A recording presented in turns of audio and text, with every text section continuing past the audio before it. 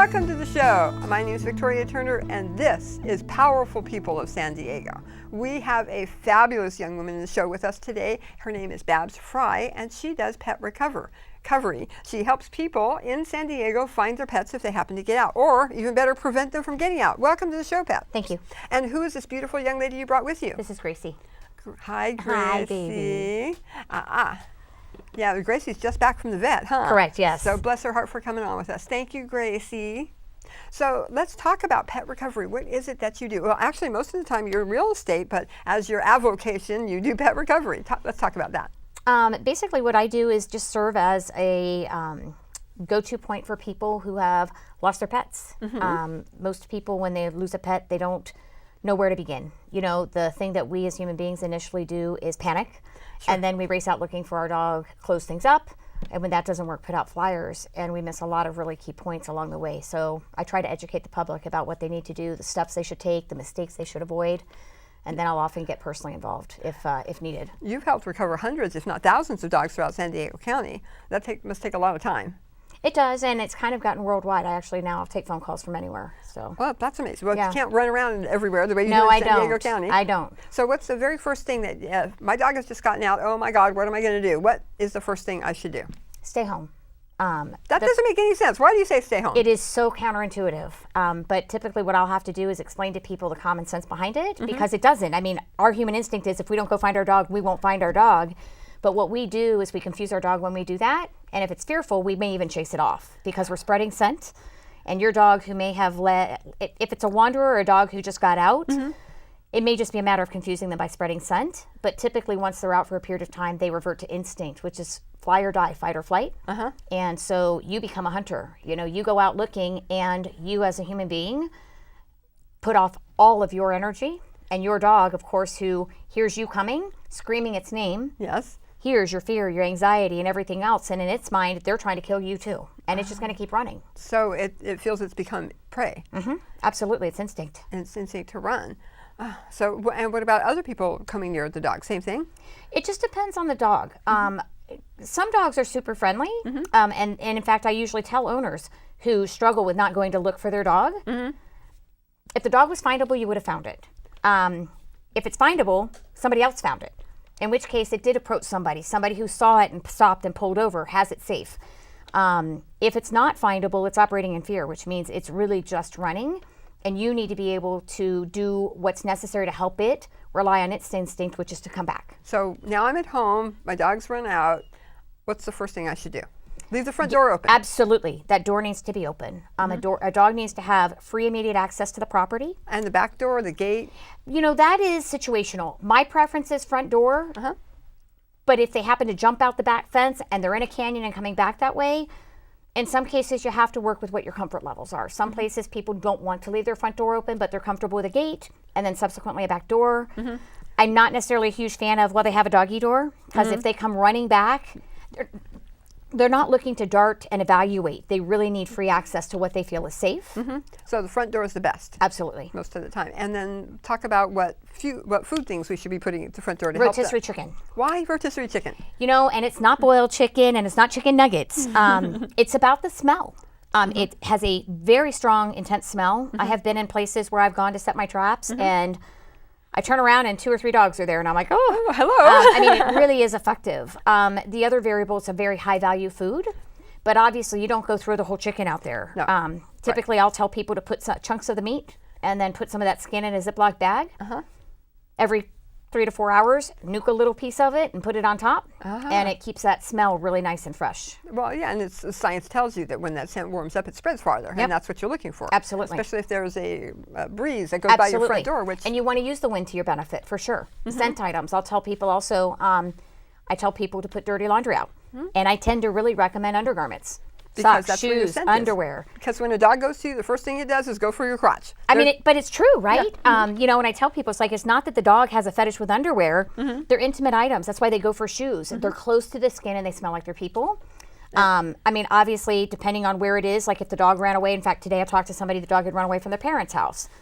You know, I'm not going to tell them they have to leave their underwear out front of mom and dad's place, but socks for sure.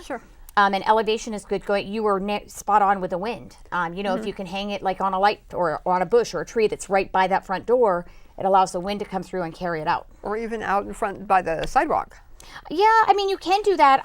If you do that, I tend to do twice. Sure. Because a lot of times a fearful dog will do a flyby, and you want to draw them into the property so that they then have a venue for getting to that's safe. But the general location is what's important. Okay, and so now my dog's gotten out. I'm not chasing it. I've put the rotisserie chicken on the front porch, and I've kept the front door open. I have somebody inside to shut the door if he gets inside. I've got my underwear all over the front.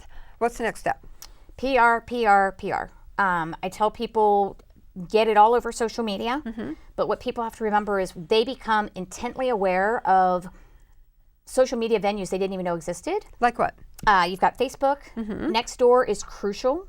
It's one of the #1 places dogs are talked about, actually. Yes. Paw Boost, which is a very specific app for lost and found pets. Okay.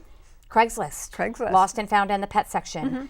And then Finding Rover, and there are others. The reason that's crucial is because no matter who finds or sees your dog, you want to make sure, no matter where they go to see if somebody has posted, that they find it. That they find it. Because they don't know all of those other places. Sure. I will tell you, posters. Posters. Let's talk about posters. This is kind of my second go-to. I'm known for my rotisserie chicken and my posters. I can always tell when I've been working with somebody because somebody would be like, Babs, call Babs. And I'm like, nope, we've talked. That's my poster. The reason I advocate for posters is flyers is what everybody goes to immediately. Right, 8.5 by 11, black and white.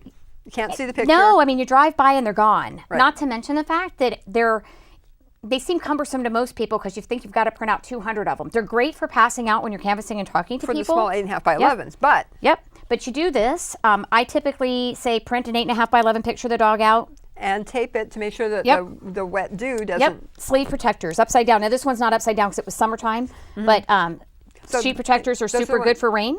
We get these from Office Depot, Staples, Walmart. Yep, any of those places. Okay, and what size are these posters?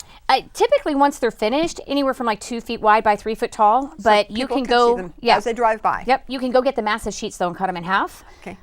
Big black Sharpie. What you put up here is just relevant to the dog. Unless your dog is 100% goes to anybody and everybody under any circumstances, I tend to recommend do not approach. I've actually amended these a bit. Also on the bottom, I'll say will run. People automatically assume that the dog is aggressive or something bad might happen. So you've kind of clarified for those people that might be fearful. And then call. And then I sometimes also say 24/7.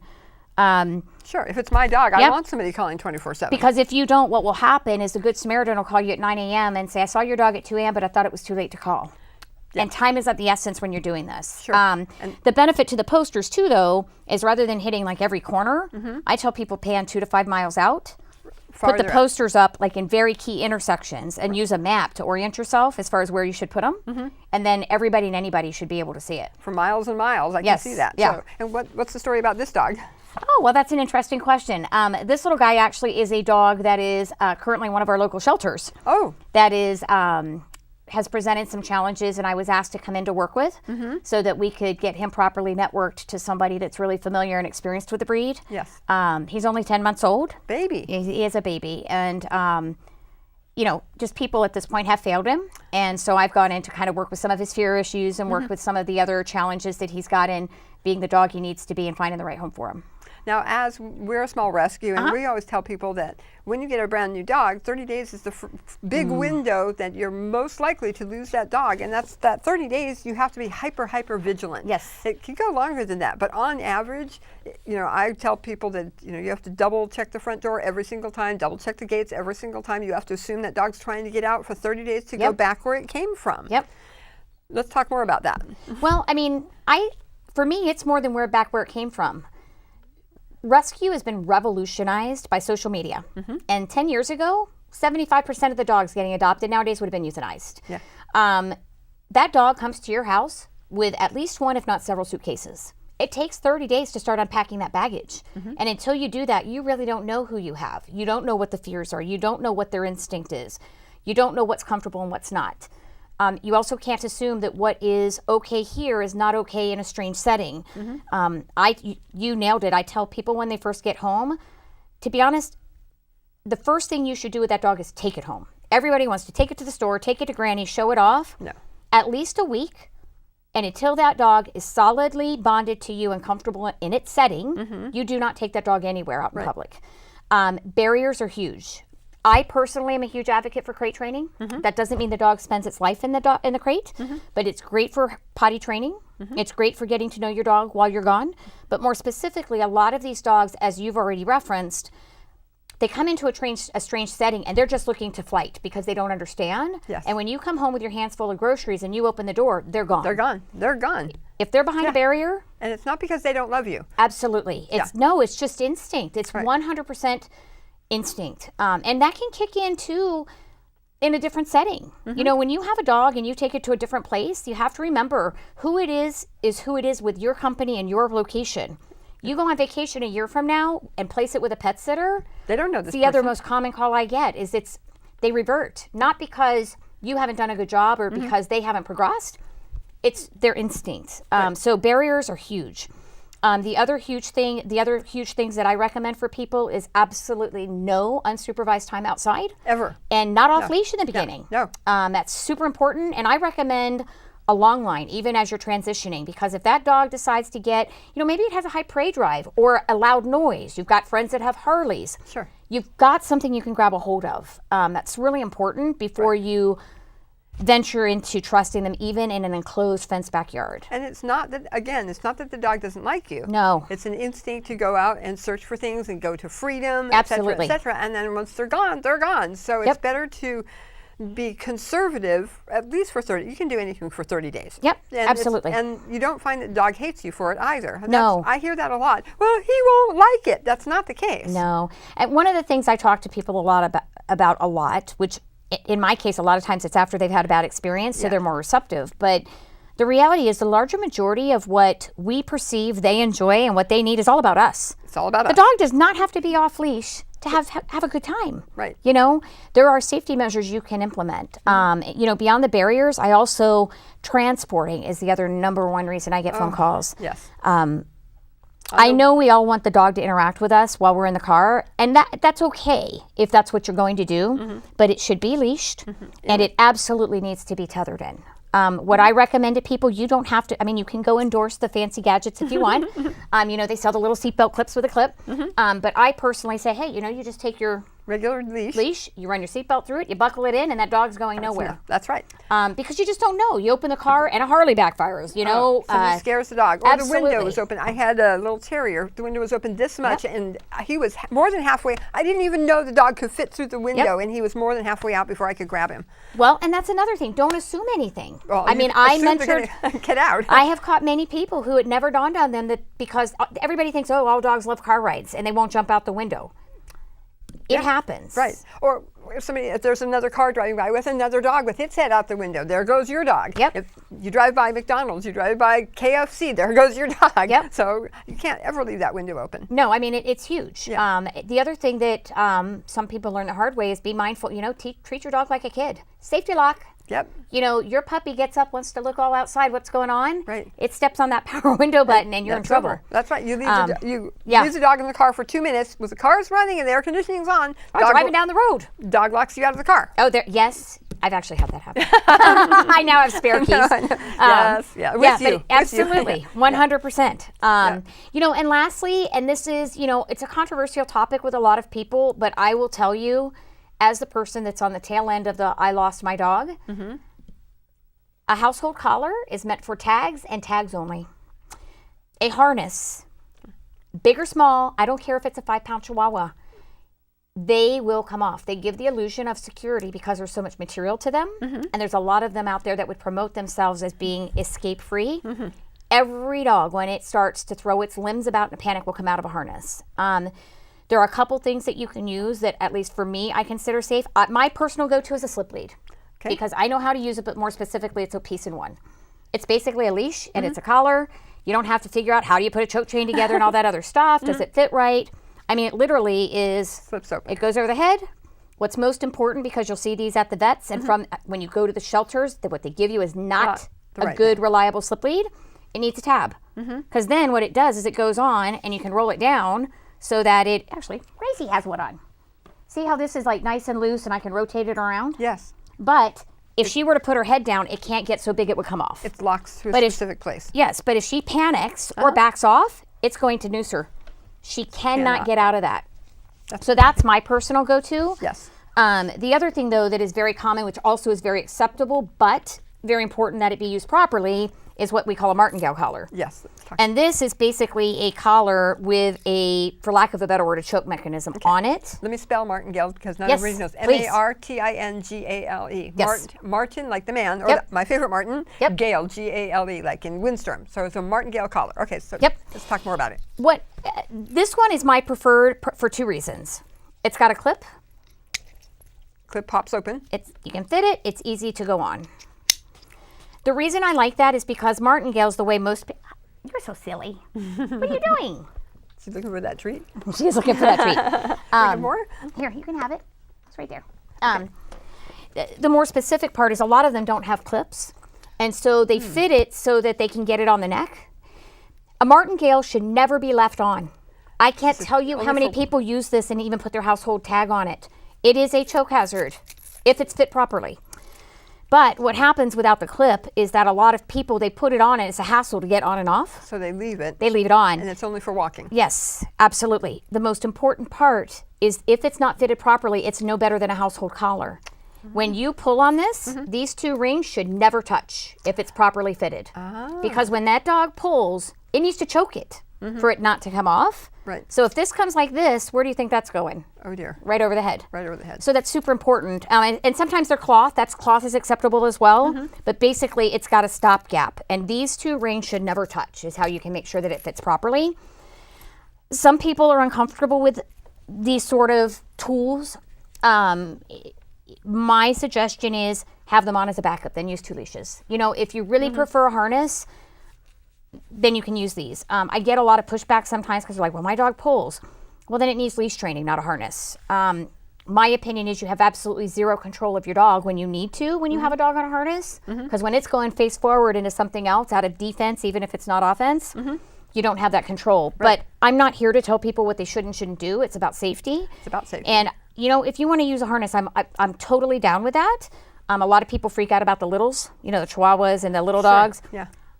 I have walked a 5-pound Chihuahua in a choke chain. It Without does any just problem. fine, Yeah. you know, because I know what I'm doing and I know the dog was okay. Okay. And it wasn't used as a training tool. It was used as a safety mechanism for that particular dog.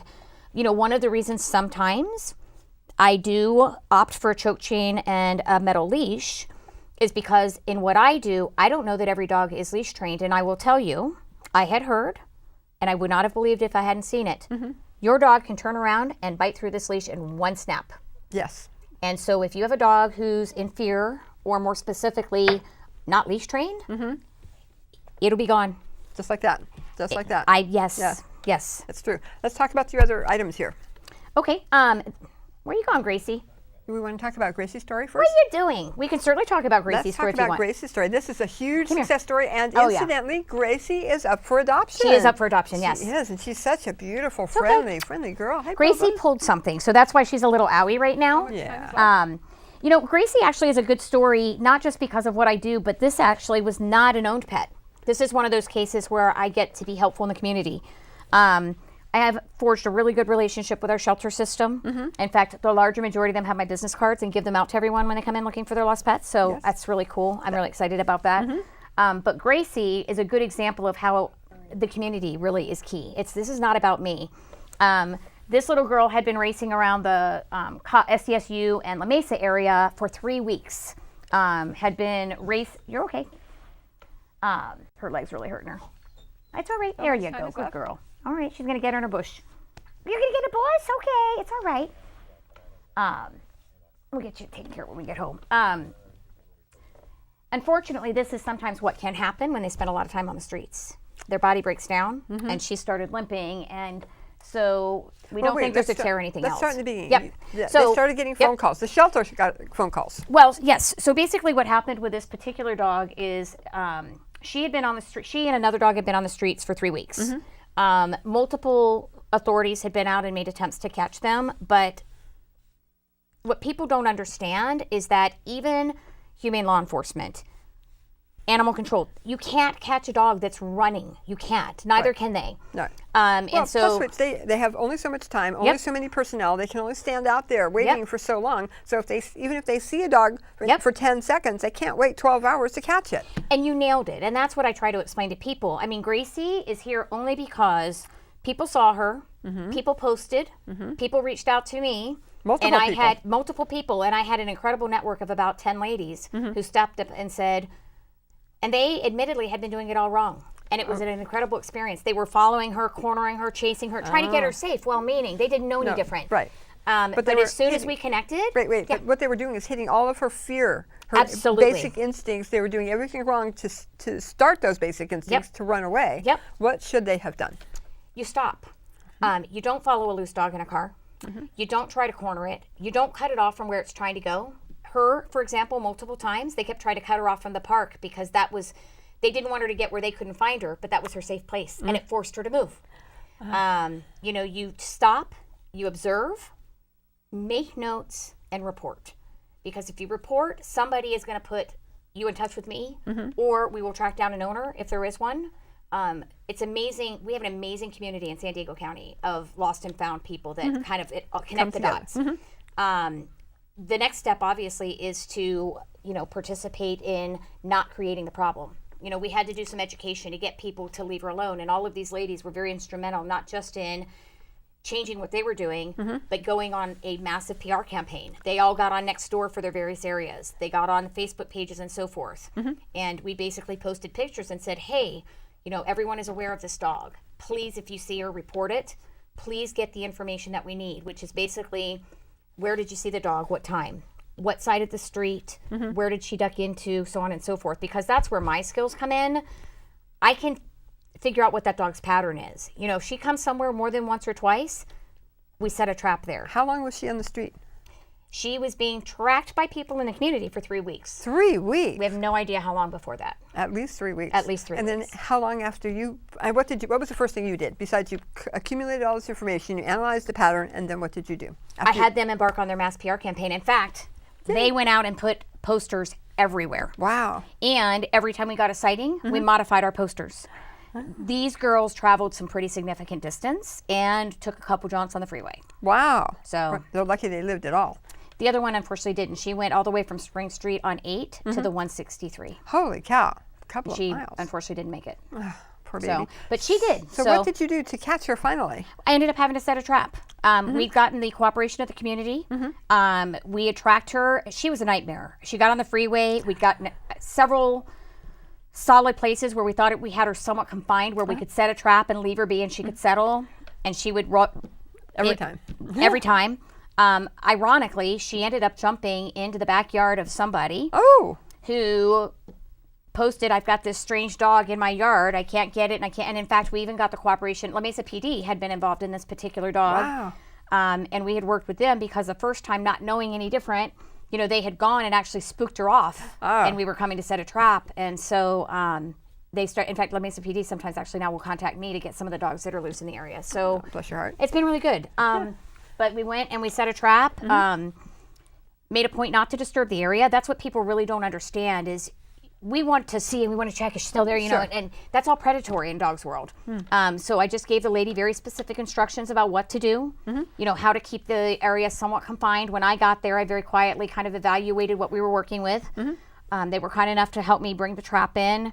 And then you got her. It was...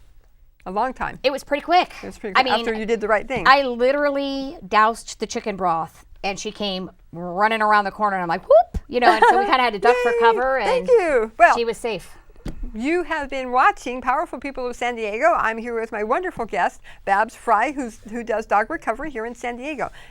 We have about 2 minutes remaining. Can you talk really quickly about the nonprofit that you've just started? Because you've been doing all of this out of your own pocket. You need to be paid for this. And Gracie needs a home. So talk to me really quick about your nonprofit. Sure. And then we will have you summarize what we've talked about. Sounds good. So we are now officially A Way Home for Animals Incorporated. Don't need to be paid for what we do, but we do need to support the ventures like we do Gracie. And then we are still working on our 501c3, but we are available pretty much 24/7 to help anybody that needs it.